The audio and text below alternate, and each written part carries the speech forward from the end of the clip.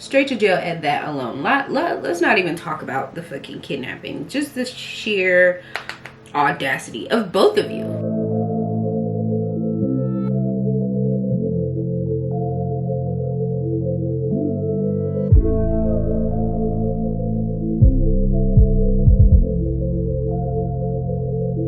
Okay, so we've decided we like our hair on this side. I think it looks cute. What do y'all think? If you want more information on this wig, on this hair, then I will leave a little like card thing, wherever the fuck it is, to the video that I just put out on this wig. And yeah, today we're gonna dive into a true crime case, one that I've been hearing a lot about over the past couple of weeks. I've heard of this story before, but the universe has been sending me this case is what I feel like.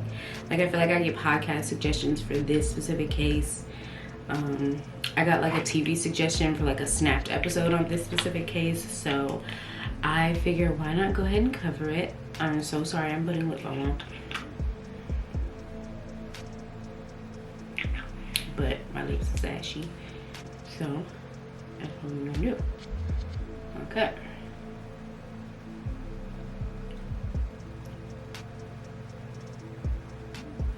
Okay, in 1977, what was that 2 years after my mom was born? In 1977, a 20-year-old Colleen Stan was living in a shared home doing odd jobs in Eugene, Oregon. Her family lived about 500 miles away in Riverside, California, and her parents were divorced. Her father remarried, so she was a part of a blended family, and she had a lot of siblings. Her sisters said that she was a ringleader. She was a role model. She was very much like, they said that she was a little bossy, because you know older sisters are always bossy, but you know, she was who everybody looked up to, and she was always there for everybody. She was always helping everybody, and she was really close with all of her siblings. On the 17th of May, 1977, Colleen decided, I'm gonna take me a little road trip. I'm gonna go, and my friend's birthday is soon, and I'm gonna take the 400-mile trip. I'm sure this wasn't her inner dialogue, but this is what happened. She says, I'm gonna take the 400-mile trip to my friend's house in Westwood, California, and we're gonna surprise her for her birthday, right? It's gonna be fun, it's gonna be great.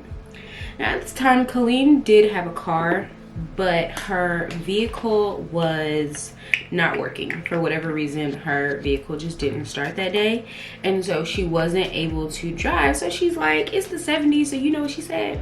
She said, fuck it, I'm a hitchhike. So Miss Colleen grabs her bag, she grabs her things, and she's ready to set out. She gets a couple rides, first from a student, I believe she said, and then after that it was a couple of truckers, and she ended up by like, I want to say like mid-afternoon, she ended up all the way in Red Bluff, California, which is like, I want to say like I believe, if I recall correctly, it was 85 miles outside of Westwood, her actual destination. So she ends up in Red Bluff, and in Red Bluff she gets a couple more ride offers.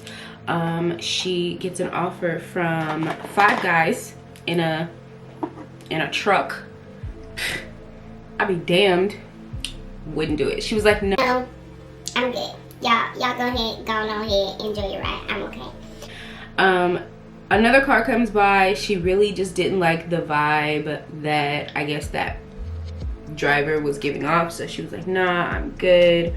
And then finally a young couple, they looked to be like around her age, and they had an 8-month-old baby, pull up and ask her if she wants a ride.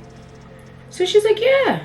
She's like, this seems like a safe situation. I mean, there's a woman here, there's a child here, like what could really go wrong? So she tells them thank you for the ride, and she hops in the back seat. They start asking her questions, you know, where are you from, what's your name, where are you going, and she tells them that she's going to surprise her friend for their birthday in Westwood, and that they don't know that she's coming, which was like mistake number 1. Mistake number 1. Well, I want to say truly, mistake number 1 was getting in a car with a stranger. She gets in the car. They're asking her questions. She's like, yeah, I'm going to surprise my friend. She don't know I'm coming. She's going to be so excited to see me. and they're like, oh, okay. And so Colleen described the couple as plain. They just look like two regular people. But she started to get an uneasy feeling when she could notice that the man driving the car was staring at her in the rearview window. I mean, what's it called? Rearview mirror. The couple keep driving, and eventually they pull off at a gas station. The woman takes the child inside and they go pay for some gas, and Colleen decides that she's gonna go have a potty break. She's gonna go to the bathroom. So she goes to the bathroom, and in the bathroom she said that she heard the voice of God telling her to leave, jump out of the window, run, and don't look back. But she didn't listen. So she was like, you know what, it's fine. It's fine. I don't want to seem rude. I don't want to seem ungrateful to these people who gave me a ride. They really didn't have to. So she gets back in the car, and in the backseat of the car, there's now this box. This shit looks terrifying. So I'll insert a picture of what this box looks like, and like how they showcased it in the trial.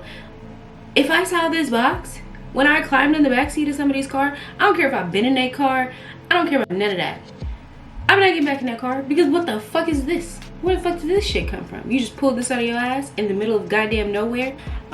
She gets back in the car. She notices the box. She doesn't really think too much of it, and so they continue driving. And the couple ask if Colleen is okay if they stop off at some ice caves. They ask if they can stop off at these ice caves and just take a look around. You know, we just want to see the beauty of nature, all that woo, right? So she's like, yeah, fine, whatever. I mean, I'm really a passenger here, so it's not like I have too many options on what can or can't be done in you guys' car. So, yeah, go ahead. Why not? Let's stop. So all of a sudden she hears the woman say, isn't that the turn? And she thinks this is odd because she's like, I didn't see like a sign for a turn or nothing. Like, how do you know that this is where this is? They pull off. They go probably about a half a mile down this dirt road, and the man stops the car. The woman, the man, and the baby all get out of the vehicle, and the woman and the baby start heading down an embankment towards a creek. And all of a sudden she's like, where'd that guy go? Well, before she knows what's happening, he is in the back seat with her. He has a knife to her throat, and he asks her, are you gonna do what I say? sir, what? No. But Colleen is like terrified for her life, rightfully so. So she's like, yeah, I'm gonna do, you know, whatever. So the man then handcuffs Colleen. He blindfolds her, he gags her, and he ties her ankles together. And then he takes the wooden box from the seat and puts the box on Colleen's head. Okay. Box on your head.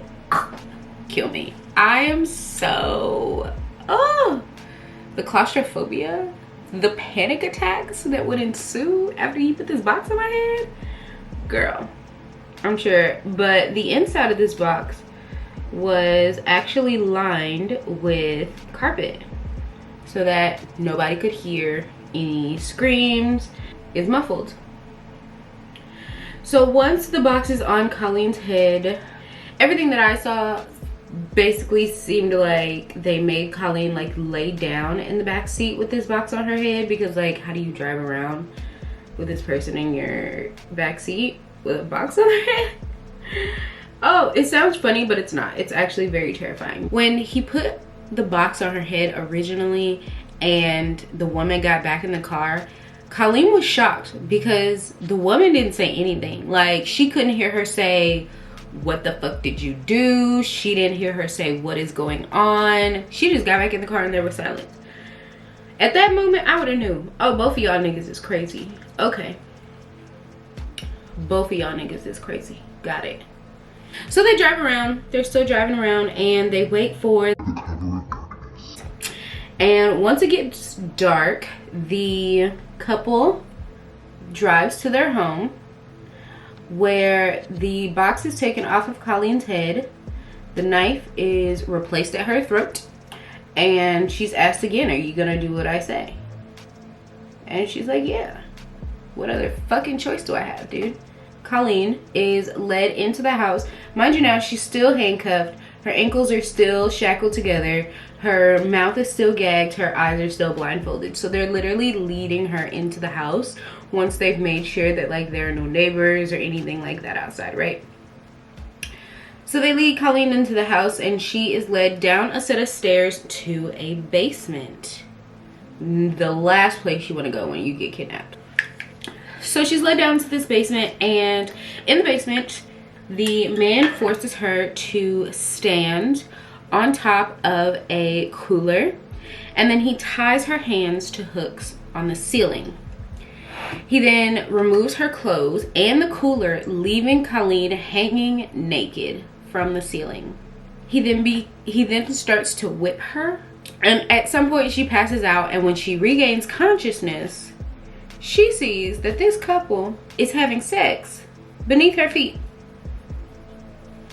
I'm strung up from the ceiling, and y'all down there getting nasty under my feet. Disgusting. Right to jail. So she wakes up and they're having sex beneath her feet, you know. The man then lowers her from the ceiling. He walks over to the other side of the basement. He puts the wooden box back on her head. He then puts her into another larger box. Everything I saw described it as a plywood coffin. He chains her hands to the side of the box. He chains the head box to another chain connected to the big body box. And he leaves her there, laying naked, in agony from all of this, probably in a lot of shock. I feel like I would be in a lot of shock if that. Little did Colleen know that this box is where she would spend the next several years of her life. The couple who abducted this young woman, Colleen, their names are Cameron and Janice Hooker. Cameron was 23 and Janice was just 19 at the time of this abduction. I didn't really find a lot on Cameron's like backstory. For the most part, he seemed like a pretty like normal dude. He was, you know, just out here duding it up. You know how dudes do. And Janice was 15 when they met. Cameron was 19. Okay, so there's already a imbalanced power dynamic here. But Janice came from a very like religious household, and her family really had their foot on her neck.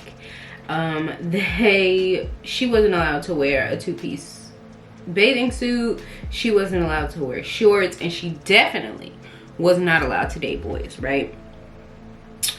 Well, apparently, according to Janice, after only a 30-minute conversation with her parents, Cameron was able to convince them to let Cameron take her on a date. Which I'm like, you give up all your beliefs in one 30-minute conversation? And you ready to just let your girl go out there and be whoever she gonna be, huh? According to Janice, on this date, I'm not sure how true or how valid this is. This is just according to Janice and what she says. That on this date, Cameron convinced her to take her top off, tied her to a tree by her wrists. Sound familiar? And whipped her from this tree. But this is what Janice says happened on their first date. The fact that that was the first date and then you go on to marry this man is just insane to me.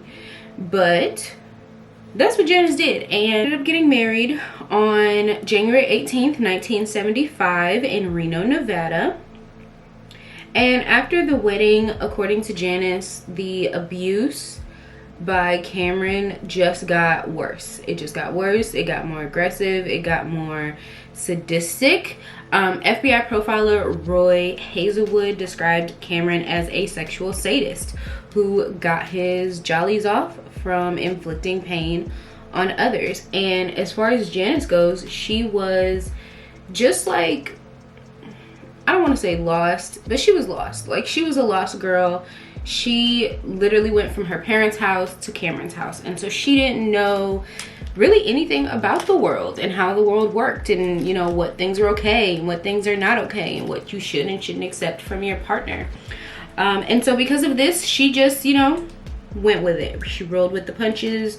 She did what she had to do to make sure that Cameron was happy and that she was alive. That's all she could do. So there's a lot of debate in this case on like whether Janice was a compliant victim, but the way that I heard compliant victim be described is she was aware that this was not what everybody does, but for the most part she did what she was told. Like, she wasn't gonna fight it. She knew she was being abused, but she wasn't going to fight it. And there's a lot of debate with this case on whether Janice was a compliant victim or whether she was an accomplice in all of this. And I'll give y'all my personal opinion at the end, but I'm gonna tell y'all the story and y'all just let me know what y'all think, okay? In 1976, almost a year after they were married, Janice has enough. She's like, I'm done with this. I'm sick of this. I'm sick of this shit. Let's make a deal, okay? Let's make a deal. She tells Cameron that if you give me a baby, then you can have a sex slave.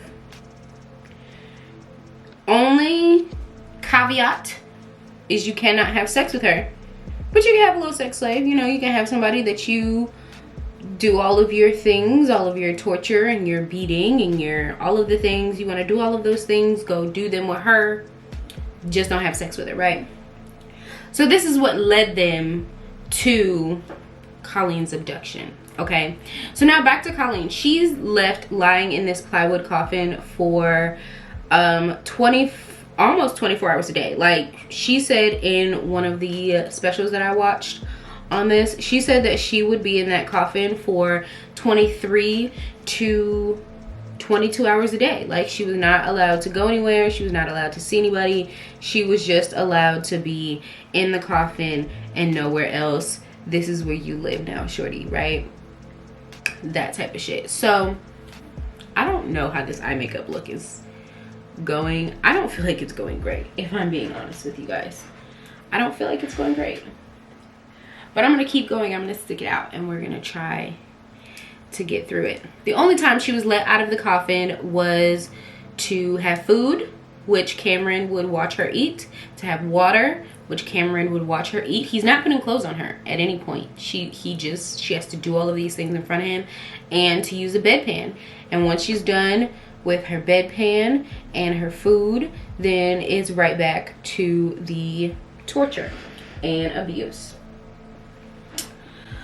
Colleen's family in Redmond, California, they get a call from her roommates in Eugene because she didn't return after her trip. And Colleen wasn't the type to go somewhere and not say something to somebody. Not say, you know, I made it safely. Not say I made it to my destination. Not say this is when I'm going to be back. She's not the type of person to just leave and not say anything, okay? But at this time, she's 20 years old. So if she wanted to leave and not say anything, she has every right to do that because she's 20 freaking years old. You're 20? She can do what she wants, you know? So her parents immediately jump in the car and they head towards Eugene, and ever so often between Redmond and Eugene, they will stop at a police station to report their daughter missing, see if anybody has seen her, see if anybody has found her, anything, right? And they have absolutely nothing. And you have to remember that this is 1977 when Colleen is abducted. So 1977 in California, cults were everywhere, okay? There was a new cult popping up every day, okay? They have a cult on every corner, like a church, okay? And so her parents feared the worst. They feared that either she had run off and joined a cult or she was dead. The police aren't really that helpful because technically she's an adult. She can do what she wants. If she wants to just disappear and not talk to y'all and doesn't want anything to do with y'all, then she has every right to do all of those things, right? And Colleen will attest to the fact that it wasn't just Cameron who was doing the abusing. Yeah, I guess technically she is Cameron's, you know, slave or whatever, but Janice also got she got a couple licks in there too. Colleen would later recall that Janice would come down sometimes and she would just bite her. Like, she would just bite her. Like, she wouldn't say anything. She never talked to her. She never spoke to Colleen, but she would still participate in the abuse. Her and Cameron would still have sex right in front of Colleen. It was a mess and a half, if you ask me. So Colleen spent the summer and fall of 1977 inside that box. Okay, then eventually she was given a slave name. Kay was supposed to be her name, and Cameron presented her with a slave contract that he had gotten out of a S&M magazine. And in this contract, it stated that Cameron was basically owned her. Like, he was allowed to do whatever he wanted to her, and she couldn't do anything about it. And he owned her, and if she didn't do exactly what he said, or if she wasn't compliant enough, then this contract would go to a place called the Company. And this organization is only ever known as the Company. And in the Company, they are a group of slave owners, people who own modern day sex slaves. So in this contract, Cameron was basically allowed to own her. Colleen was not allowed to speak to anyone. She was only allowed to refer to Cameron as sir and to refer to Janice as ma'am. And she was to do every single thing that she was told to do. No exceptions, no questions, no ifs, ands, or buts about it. She had to walk around with a collar on at all times. Cameron told her, okay, here you go. Either you sign this contract or you die, bitch. Like, I'm sorry, that was inappropriate. But he's like, either you sign this contract or we're gonna kill you. Like, basically is what that is. You sign this contract or this is the end of you. So of course, what other option does she have? So Colleen signs this agreement. Cameron also signs the agreement as Michael Power. Could you be more lame, dude? Now, this agreement also did come with some additional perks for Colleen. I mean, I guess if you can call it perks in the scenario that we're in. But basically, Colleen was allowed to come out of her box for a few hours a day to clean the house. I'm sure Janice was probably in there making messes just so Colleen could clean them. Like, she was making unnecessary messes. Like, I feel that in my soul, that she was just being a petty bitch and she was just doing unnecessary shit to get on Colleen's nerves. Janice even played into the lie of this company and this sex slave, telling Colleen that she was in fact once a sex slave herself, and when she tried to escape, Cameron married her to prevent her from execution. Girl. Okay. And mind you, now the whole time that all of this is happening, there's a child in the home. The hookers have a child in the home during all of this. And what the hookers would tell the kids is that Colleen just went home for the day. When the day was over, she just went home and she'll be back tomorrow to come clean. So even though Colleen was, you know, she had, I don't want to say freedoms, but even though she had these, you know, new privileges and she signed the contracts and all of that, the abuse from Cameron did not stop. The psychological abuse, the physical torture, none of it stopped. It really only got worse from here on out. Whenever Cameron would yell attention, Colleen was to strip off all of her clothes, run to a archway in the living room, and stand with her hands above her head. And immediately on the spot, Cameron would start to whip her. So as Cameron is starting to spend more and more time with Colleen, Janice is just getting more and more jealous as the days go on. Which I'm like, how are you jealous of a sex slave you asked for? But like, I get it. Like, you don't want to see your man with another bitch and like this bitch is living in your house. Like I understand, like from a female perspective, I understand why she was upset, but also you did this to yourself. So I can only sympathize so much. And in February of 1978, the arrangement changed yet again. Janice made a new deal with Cameron, and now he was allowed to have sex with Colleen. And part of Janice kind of expected him to be like, nah, babe, I love you. You know, I love that little pussy so much. I just can't give it up. And he was like, oh, bet. Oh, okay. And he went right to it. Okay, he did not delay. He did not pass go. He did not collect $200. He went straight for it. Which this, again, was kind of a irritant, an additional irritant to Janice. But again, what are you gonna do?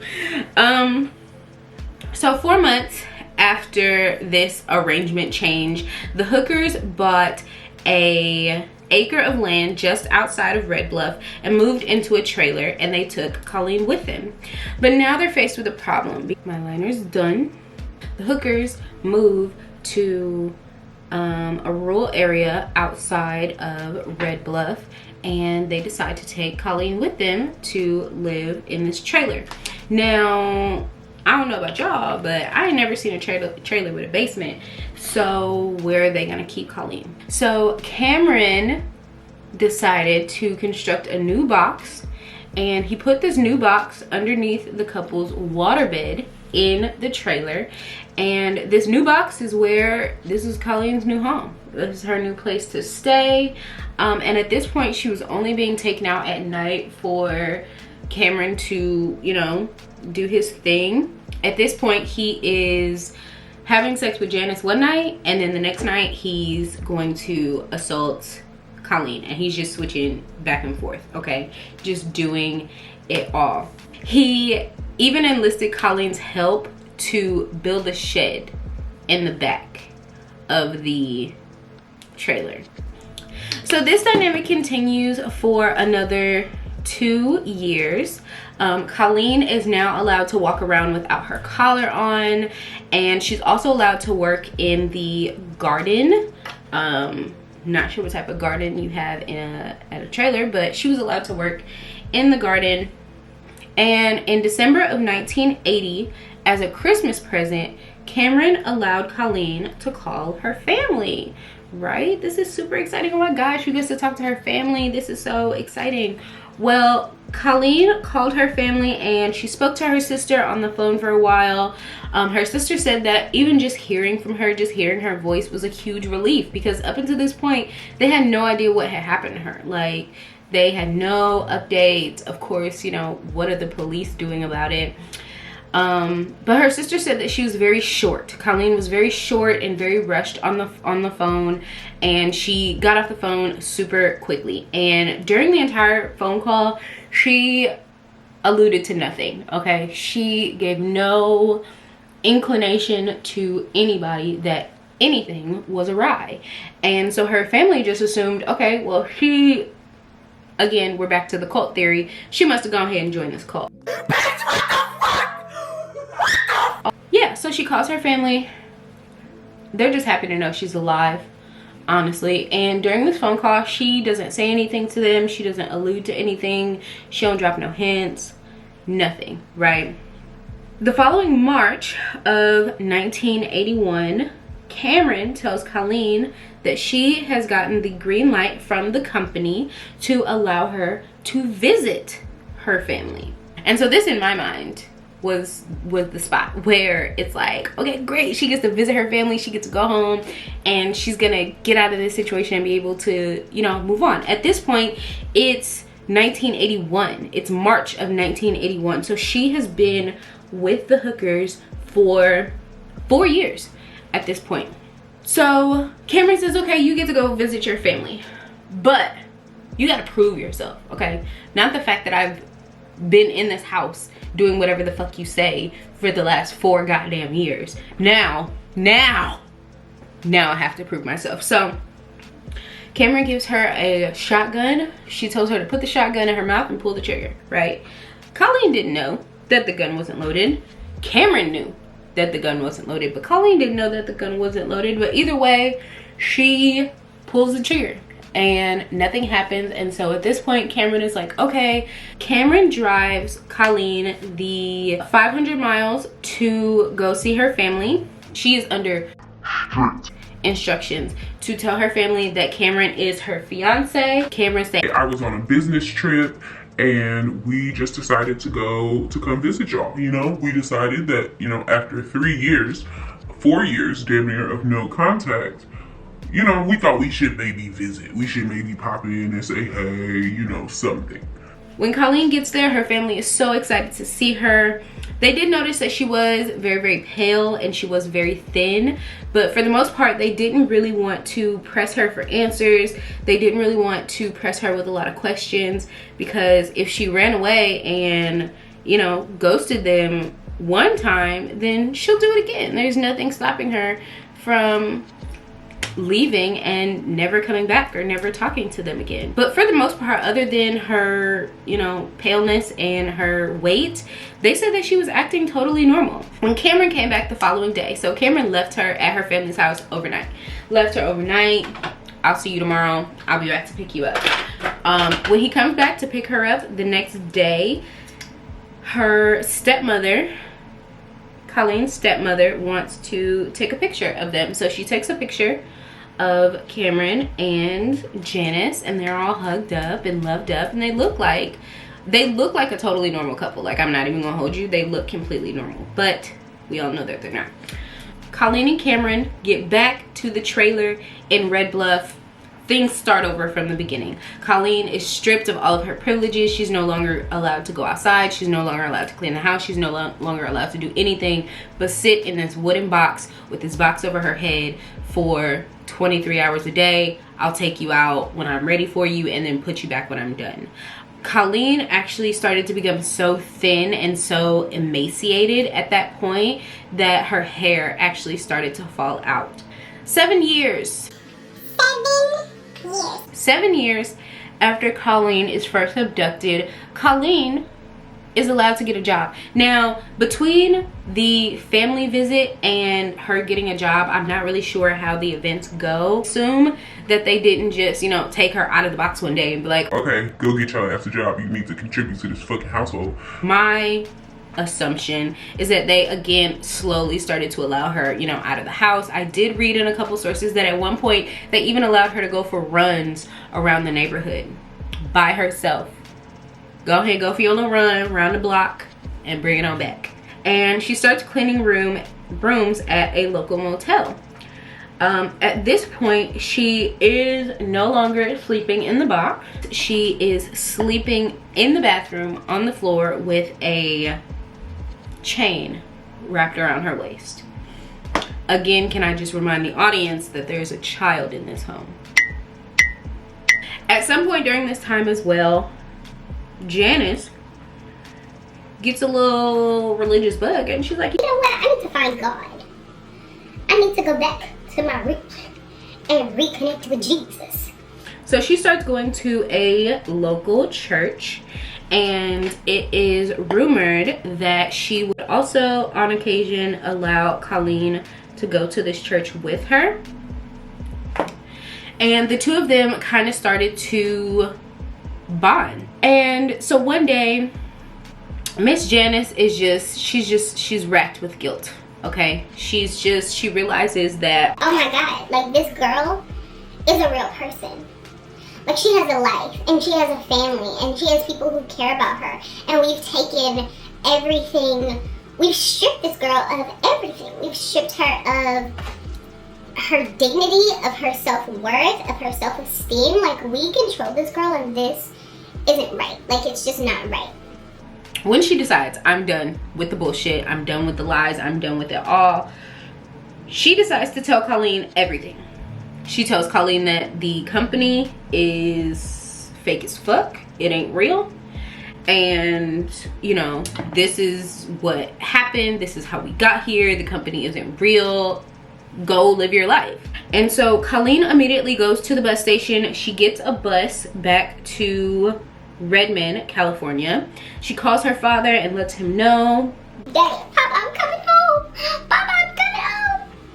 and she calls Cameron and she tells him, I'm leaving and there's nothing that you can do to stop me.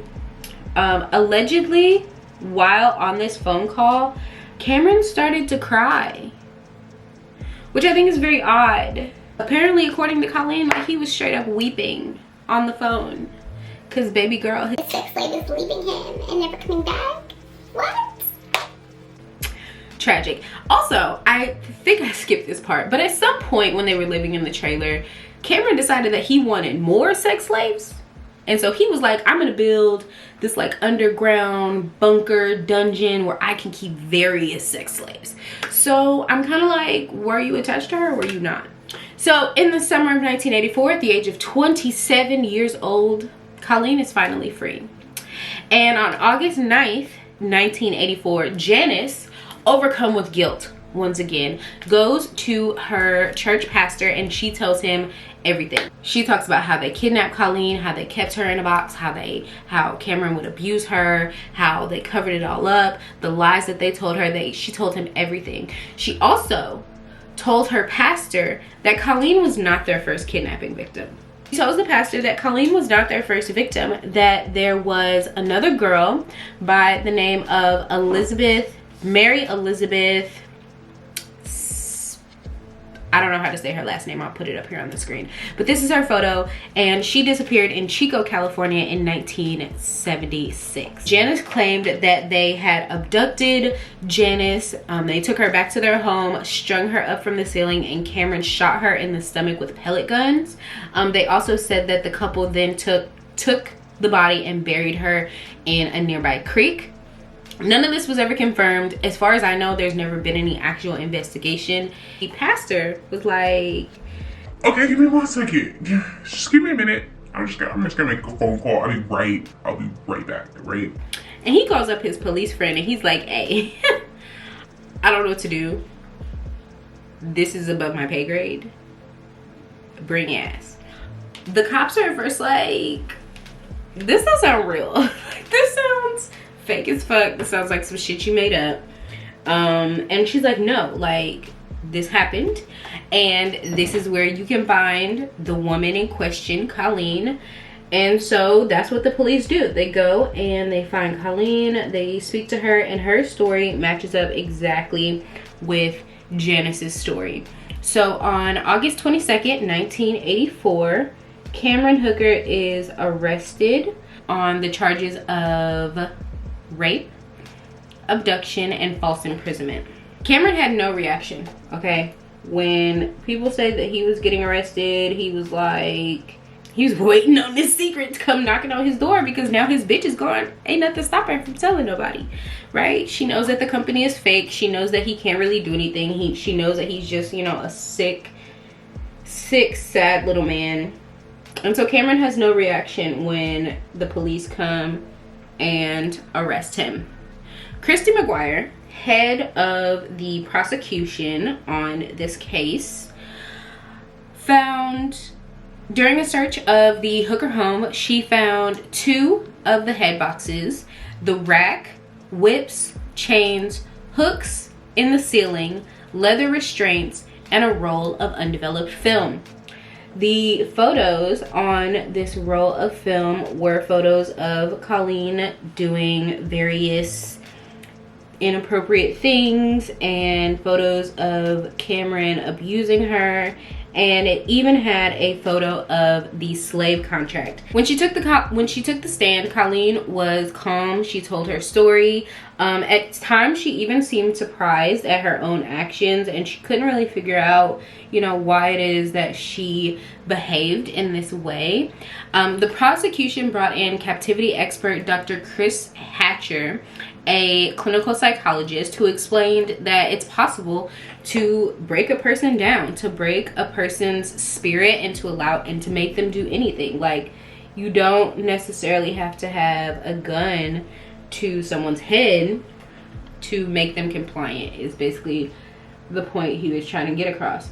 He even continued to work with Colleen after the 5-week trial ended, just to kind of help her like explore her decision-making skills.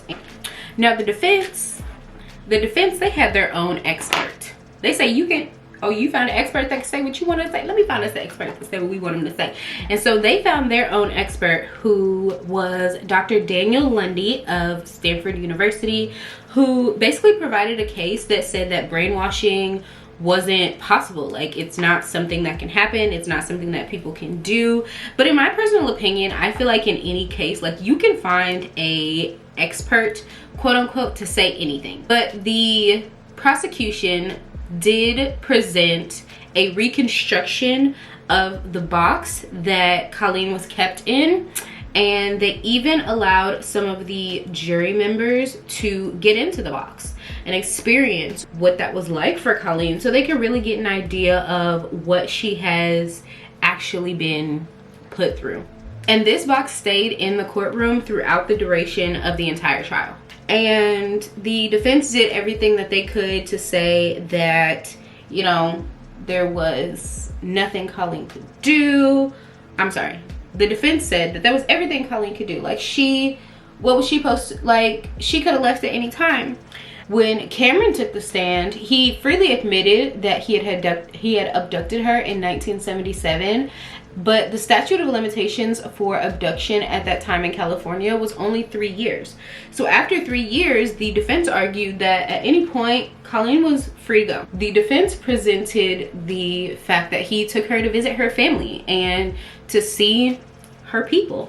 And at no point during that entire visit did she say anything. Did she ask for help? Did she say she was being held against her will? They presented the picture that they took, that the stepmom took on that day, to be like, look, does she look unhappy? Does she look like somebody who's being held against her will? Somebody who's being held captive? Absolutely not. She looks totally fine. The defense even presented letters from Colleen to Cameron in which she said that she was falling deeper in love with him. Girl. The defense also argued again with the trip to visit her family. That was a 500-mile trip. So, like, during any point during that entire trip, she could have jumped out of the car. She could have asked a stranger for help. She could have asked her family.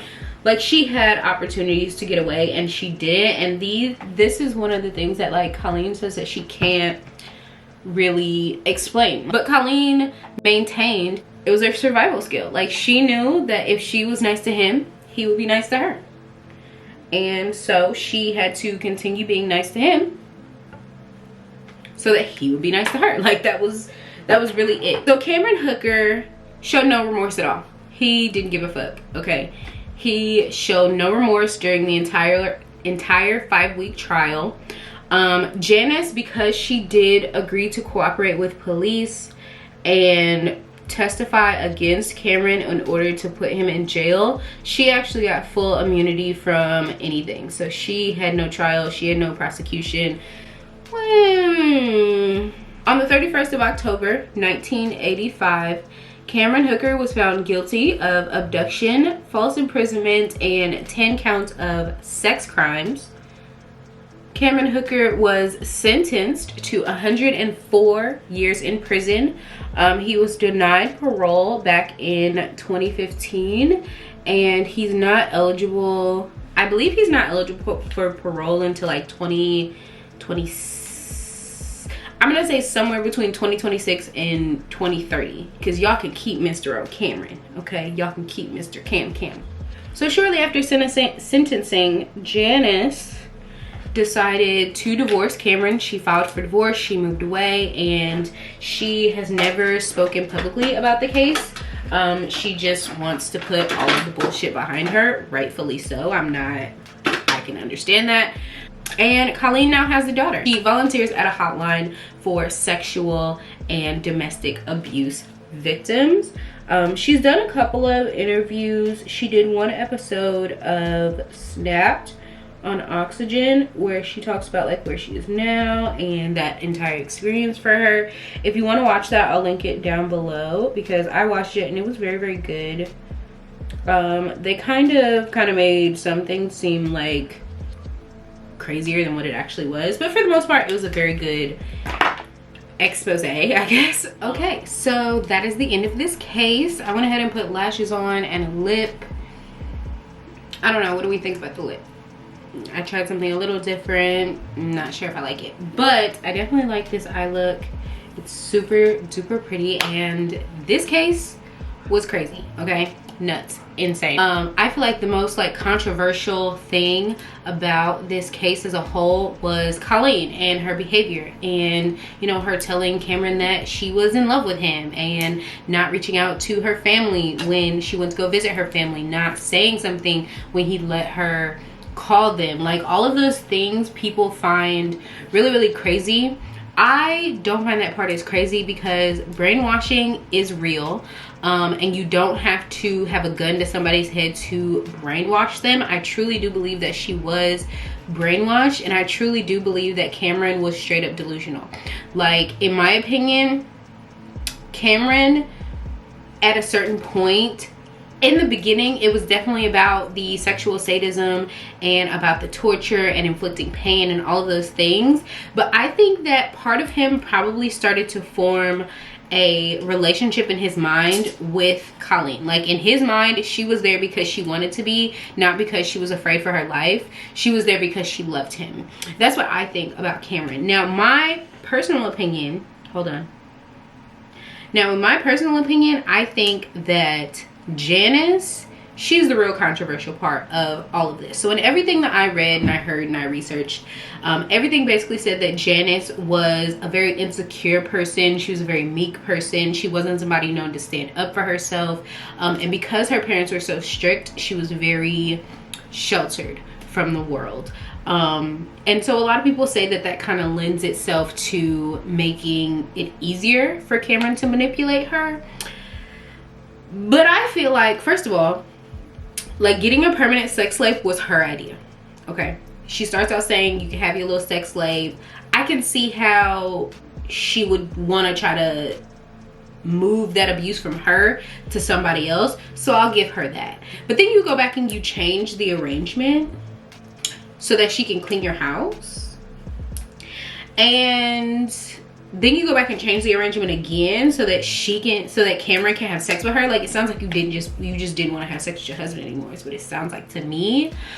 Yeah, and the fact that she was the first person to tell everybody. Okay, she was the one to finally see Colleen as a person and tell the pastor and the police everything. Like, I feel like it's giving Karla Homolka. It's giving Myra Hindley. It's giving, you wanted to make sure that your version of the story got out first, but you could have put a stop to things years ago. Like, it didn't have to last 7 years. So I feel like she really tried to make it like, well, I'm the one who put a stop to it, so I'm innocent in all of this. I was a victim, blah blah blah. I'm not saying that she wasn't a victim in certain ways. I'm not saying that Cameron Hooker wasn't a terrible person. I'm pretty sure he is a piece of shit, but I don't know about Janice. That one right there, I don't know. But let me know what you think of this look. Let me know what you think about this story. Let me know if you think if Janice was a compliant victim.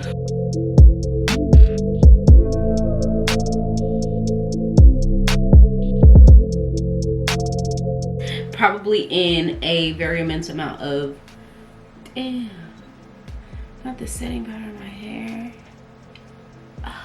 Whatever.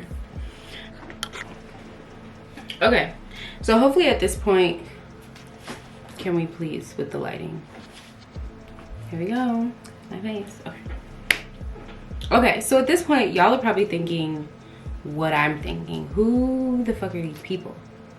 Are you serious? You're overheating right now. A company, what am I trying to say? A group